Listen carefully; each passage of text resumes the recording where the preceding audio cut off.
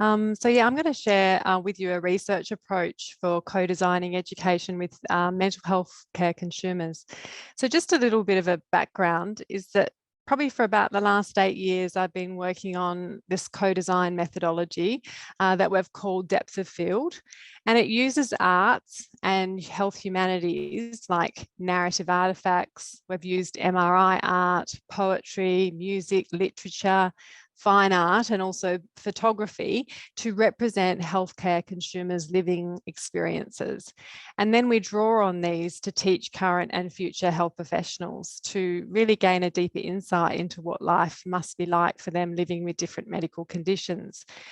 We've developed a depth of field around aging and also stroke recovery, but today I'm just going to share a little snippet of our most recent one, which is around mental health.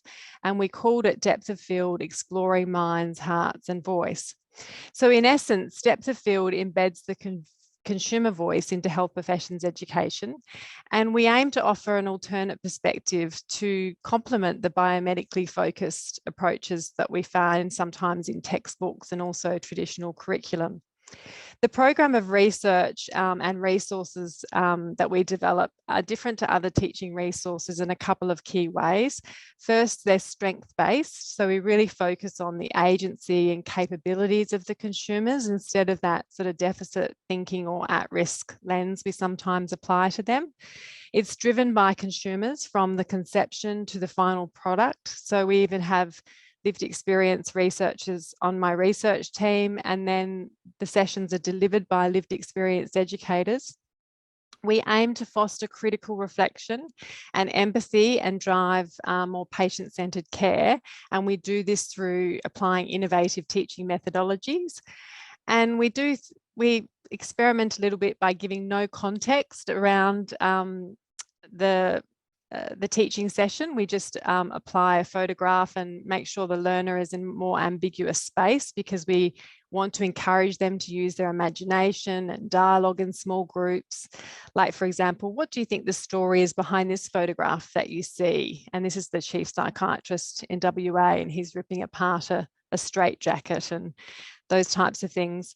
But most importantly, we want to honour and legitimise consumers as the experts of their own lives and their healthcare experiences. So we do this in sort of 3 ways. We collect richly layered narratives from the consumers, and I'm a narrative researcher, so that's the best bit of this type of methodology. We co-design the series of vignettes, and we embody them with different innovative teaching techniques like photo elicitation, visual thinking strategies. We're experimenting with some verbatim theatre. And then we validate them with students as well as the workforce to see whether they're working and what type of shifts that are occurring. So I'm just going to show you 6 of the narrative portraits that we've developed for mental health that were co-designed with the narrative artifacts. And these are sort of the centerpieces of the resources that we're developing into 6 workshops.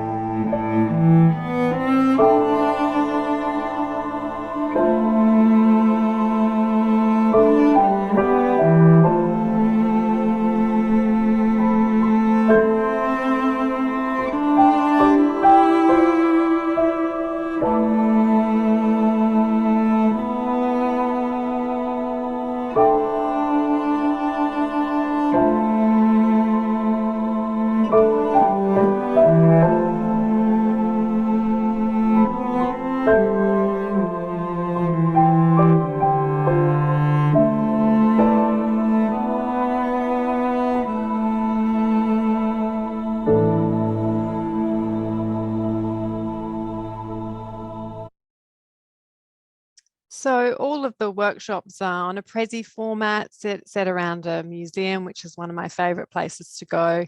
And you just move through all the different activities that were co-designed with Catherine, the borderline warrior. So thank you.